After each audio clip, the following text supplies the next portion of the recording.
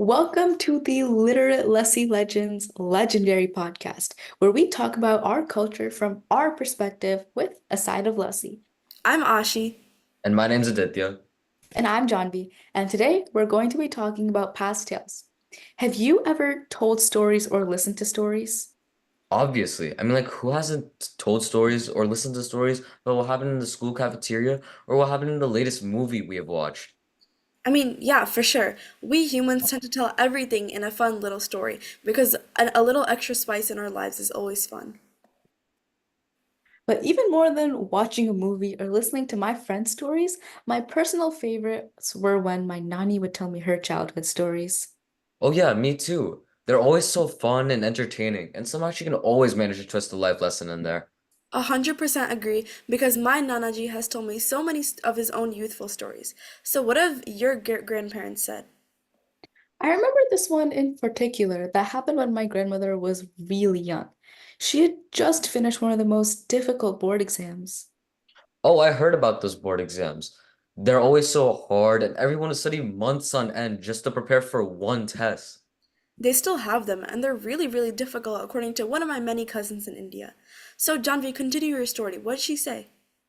She was talking about several aspects of the exam, and it was a medical board exam, by the way. There was a lot of history, and she had to memorize so many things like medical terminology, the usage of various medical instruments, and different practices in the medical field. And then she started talking about this one question in particular that she just happened to remember. It was about the inventor of the smallpox vaccine. Um, that was Edward Jenner, right? What? What? No. I'm sorry. It was the ancient Indians, Shishruta, the father of surgery, that made the framework for the vaccine in Shruta Samrita as early as 1200 BC. Yeah, you're exactly right. My nanny then told me that she answered the question by writing Sushruta, but when she got the test back, her professor had marked it as wrong. My nanny was absolutely outraged, and she went to the professor and told him about the entire history of the vaccine. Wait, what do you mean? All my life I've been told that Edward Jenner came up with the vaccine, and he's always given the credit for it too. I don't believe you guys. Where'd you guys even get this information? Oh my God, she sounds just like Dada right now. Who's Tara? Janvi and I read this book, Shitala, by Mitra Desai, about the origins of the vaccination in ancient India. Basically, this teenage girl, Tara, is convinced that Edward Jenner was the creator of the smallpox vaccine and goes to crazy lengths to prove to her grandpa that an Indian did not invent it. Yeah, exactly. It is such a good book.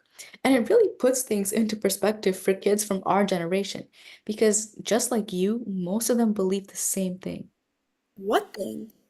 Okay, I understand that Sushruth was an important figure and a great scholar, but does he really deserve credit for creating the vaccination? See, that's exactly what Tara said.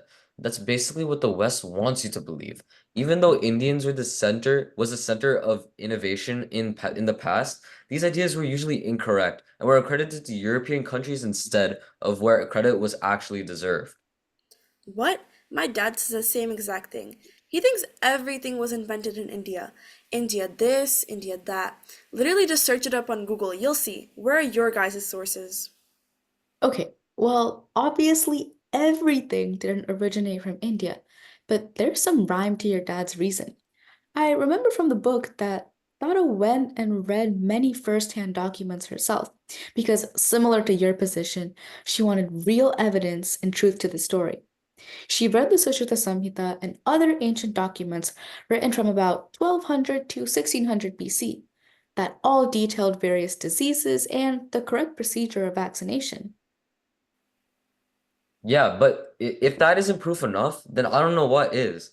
Think about it. How can Edward Jenner create the concept of vaccination in 1796 if it was clearly recorded in India thousands of years before? Wait, what? I'm so confused now. So you guys are saying Google, the search engine of the world, is wrong? Why do all of these websites then have collectively the wrong information?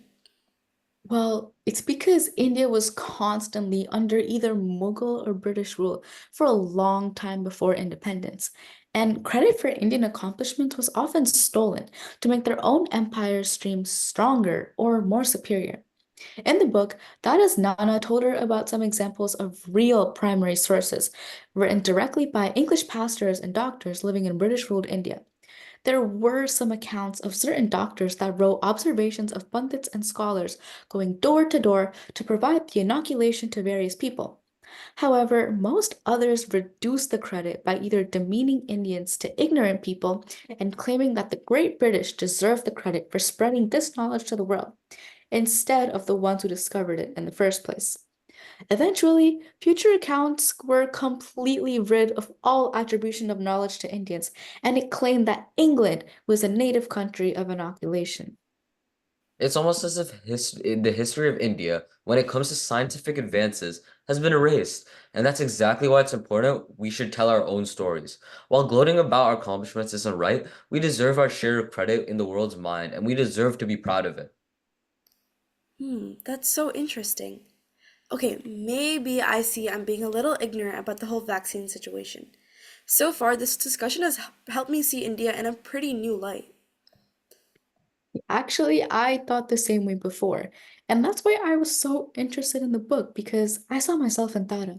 Tara is similar in age and generation to us, so reading books like these forge connections between readers and the characters, and this leads to deeper understandings.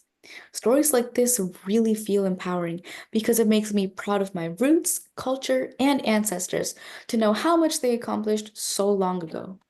Yeah, you're right. Me too. The stories that our ancestors passed down serve as a legacy for us, and building off that legacy is the most important thing ever. These stories let us know that we aren't alone in what we do, teaching us the mistakes that they made so we don't make the same again. But it's not only important we learn these stories, but also pass them along. Only the stories that we best understand come from us. This is now making me realize how important telling our story is so we can give credit where it's due. Now you're getting it. Telling our stories gives us the ability to leave a legacy that inspires people in our generation and also the future ones. This is also a method in which we're able to preserve our culture and heritage because, everything would get lost if we didn't share it. Yeah, I mean, credit needs to be given where credit is due. Otherwise, our heritage doesn't get acknowledged in the way that it should because of how advanced and innovative ancient India was back then. Shitala was just a story that highlighted one example, but I'm sure there's so many other stories out there that we still need to discover. Our culture holds so much value, but its value isn't seen because of things like this. This is eye-opening to think about because I'm sure, like me and like Dara, a lot of others our age think the same way. It's crazy to think how well hidden the truth is, and I wonder how many people know the real truth. Yeah, I know. It's mind-boggling. But okay, my brain hurts right now and my Lassi just finished. Can we go back now? I think our job is done. Of course, you're Lassie. Well, I think that's all we have for today. Thank you for tuning in to the Literate Lassie Legends Legendary Podcast. And that's a wrap.